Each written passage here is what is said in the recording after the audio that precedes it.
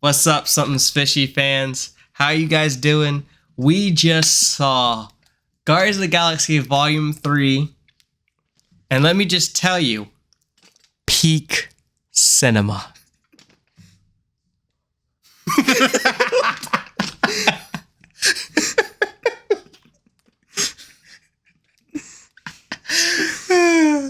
This was a good movie. Yeah, I liked it.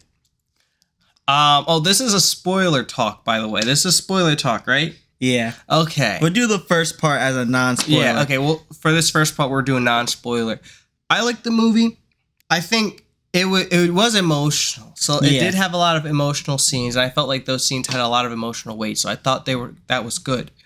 This movie does have some things I'm like, I don't know if this was the best decision for this part.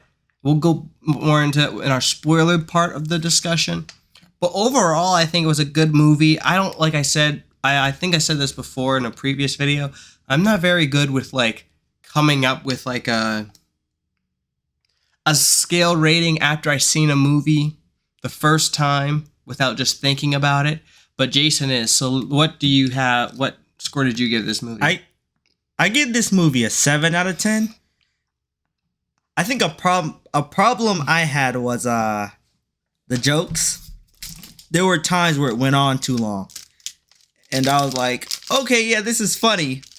It wasn't like it's funny. Not funny, haha. Funny weird.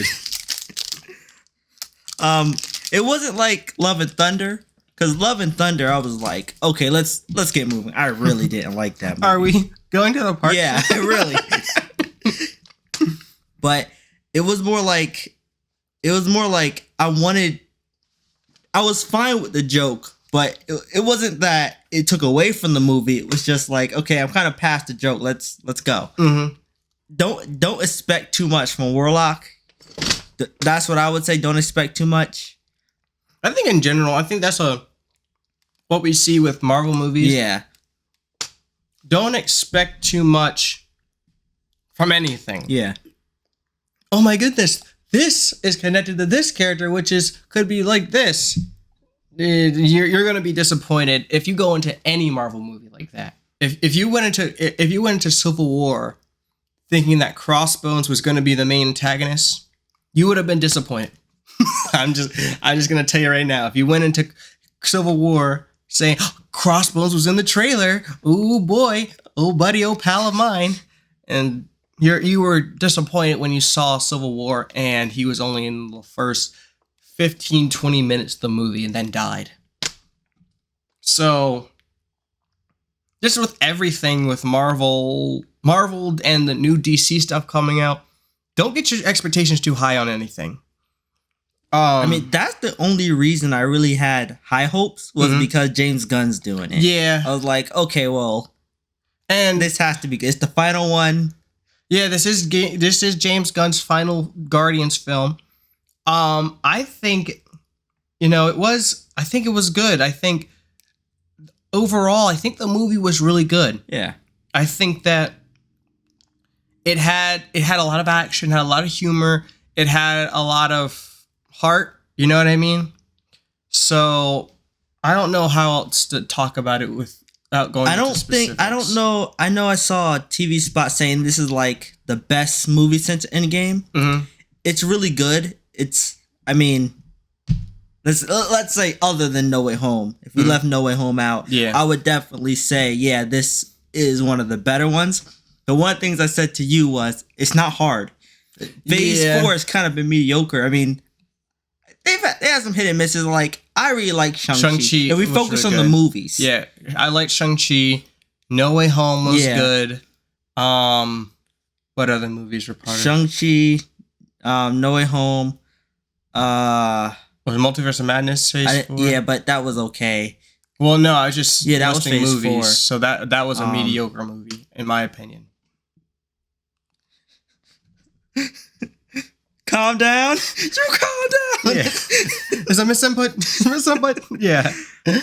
Dang, I don't remember the other. Oh, Eternals. I always forget about Eternals.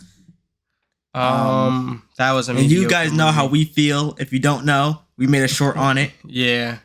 a short, and you ranked Phase 4. Yeah. We did a video. He wrote, did the voiceover. We made a video explaining our thoughts about Phase 4.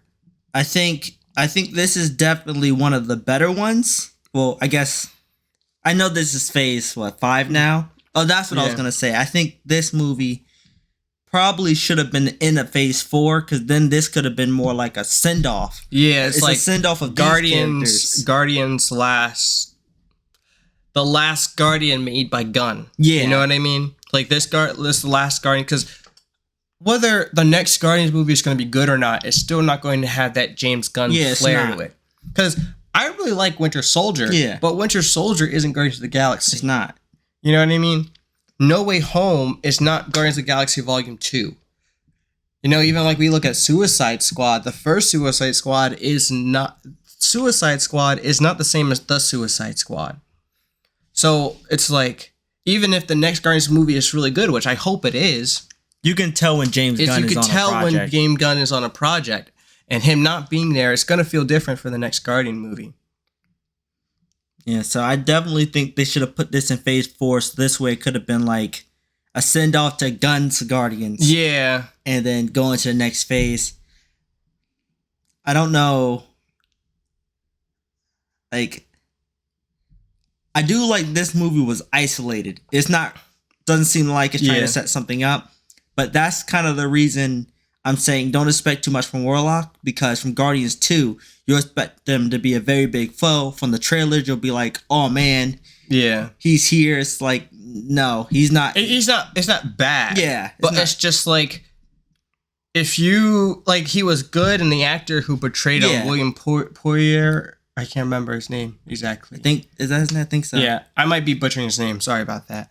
But like, it was good, but if you're going into expecting like, oh yeah, he's the big bad of the movie, you're gonna be disappointed. Yeah. You know what I mean? It's like I said with Civil War. If you went into Civil War thinking, oh, Crossbones is the big bad, you'll be disappointed.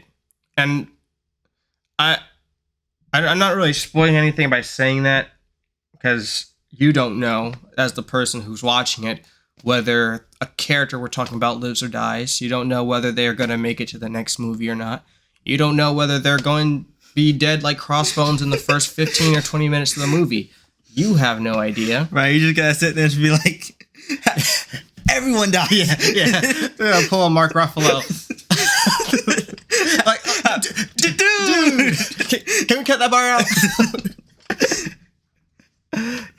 Oh, I wasn't there. Yeah. Anyway, and anyway.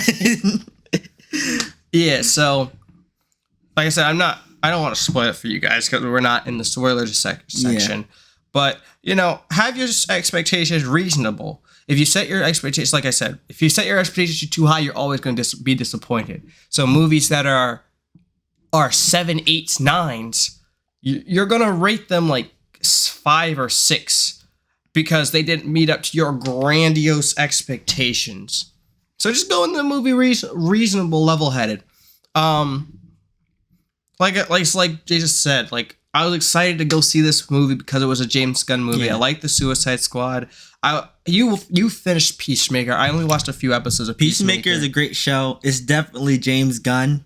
Mm-hmm. And yeah, it's almost like, I even kind of wonder if he did Guardians, but there was no restrictions on it, he could go all out. Yeah. He could even go like rated R. Mm-hmm. I wonder how that Guardians would be. That's what I wonder. Because I look at Peacemaker, and we talked about this with the Suicide Squad. We were like, it didn't need to be rated R. Yeah. You could tell they wanted it to be rated R. Yeah. So, but it's like, you can still tell it's James Gunn. Yeah. So that's what I do like about the movie. It's definitely a Gunn film. Yeah. And it feels like it. So, yeah. What I do like about this movie is that, how people are talking about they feel like they have to do homework? Yeah. This movie, you don't have to do homework. You don't. You don't have to watch the holiday special. I mean, we did, obviously. That sounded like I'm not trying to flex. I'm just stating a fact. I'm not flexing. I know it sounded like that, but that's not what's going on. Okay. We saw a special, but you didn't really need to see the special. You might be a little confused, but you know what I mean? Yeah. It's like they do a good job of explaining and catching you up. Even like you could have not seen Endgame, you'll know what's going on. Mm-hmm. You could have not seen any Marvel movie. Mm-hmm. You'll know what happened in Endgame. That's one thing I was thinking of when I was watching the movie, was that this movie, I think, is what Phase is. This movie is what this Phase needs. Not every movie in Phase 5 needs to be about the multiverse. Yeah. We need a Guardians of the Galaxy. We need a Winter Soldier. We need isolated movies for these characters that build up into something bigger. That's what made Phase 1 through 3 so great. Yeah. And I'm not even talking about not doing homework. I have no problem with. You want me to watch the first movie before I watch the fourth? That makes sense to me. But I don't have a problem with having to watch the previous Marvel movies. Because I can't read chapter 397 of One Piece and be like, oh, well, why is Luffy made of metal? It's like, because he ate the dragon fruit. What's a dragon fruit? Well, why didn't you start at chapter 1, buddy? You know what I mean? Well, yeah, the bucko. Like, what's going on? Well, why does Naruto? Why does it sound like Abba? Abba. Like, who's Naruto and why does he have a son? I thought he was still dating Sakura. One liked Sakura, but now he's married to Hinata. Yeah, go watch Naruto, go read Naruto, then go read and watch Shippuden. You know what I mean? I don't have a problem with that because that makes sense to me. Yeah. If you want me to watch Star Wars Episode 6, I'm probably gonna watch Episode 4 and 5. Yeah, that just makes sense to me. I understand, like, there's so many Marvel movies that it's like it's harder to watch. It's more difficult for a person now to get into Marvel because they have to watch 10 years worth of movies versus the person who started at day one. They just have to watch the previous installment if they didn't see it. I think for Marvel right now, you only need to watch Avengers 1 through 4. Yeah. You don't really need to watch, because even for Ant-Man, you don't need to watch Ant-Man 1 and 2. Yeah. You don't. Not really. Unless you want to know who Darren Cross is. Who's that? That's MODOK. Yeah. I didn't know what that is. Yeah, unless you want to know who how MODOK got there. But they show how MODOK got there anyway. So, yeah, you're right. You only need to watch, I feel like for this fourth phase, the fifth phase, you only really need to watch the Avengers movies. Yeah. Yeah, I think that when it comes to this next phase, not everything needs to deal with the multiverse. Yeah. Allow the overarching narrative, allow that to breathe a little bit. You know what I mean? It's still in the background. We still getting after credit scenes. We still, even to the point of seeing things that are off, you're like, huh. And you're watching it back, you're like, that's a time chair back there. And someone's sitting on it. So when we get to to whatever its name is, Secret Wars and Kang Dynasty, and if we get a flashback, and no, it's not a flashback, and we see Kang in the present, looking back at these things, and we're like, wait a minute, that was Kang. You know what I mean? It's it's miraculous. And see the first, what was the first episode with the bunny miraculous, when they were on the roof, and they see Ladybug and Cat Noir see themselves run through a time portal after a wounded monarch, and it's they're like, yo, what's that? And they're like, oh yeah, I have no idea. I guess we're gonna deal with that later. Yeah.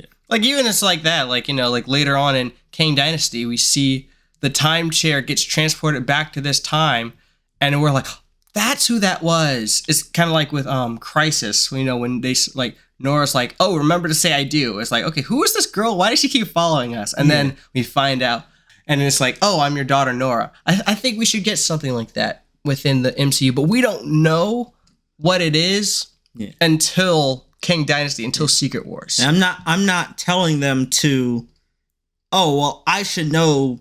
You should tell me. I shouldn't have to wait and find out. Yeah. But leave things a mystery. Yeah, but I still leave things a mystery. But there's a way to make a mystery interesting. I shouldn't be like, okay, this is a really dumb setup. Yeah. Somehow. UW. Why'd you have to bring him into this? Well, he wrote me into this.